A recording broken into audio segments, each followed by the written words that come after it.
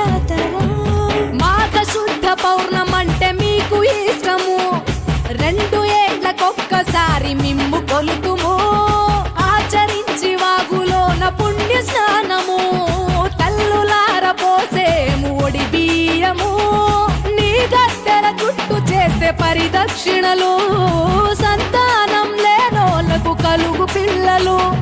నీ బెల్లం చల్లినట్టి పంట పొలాలు,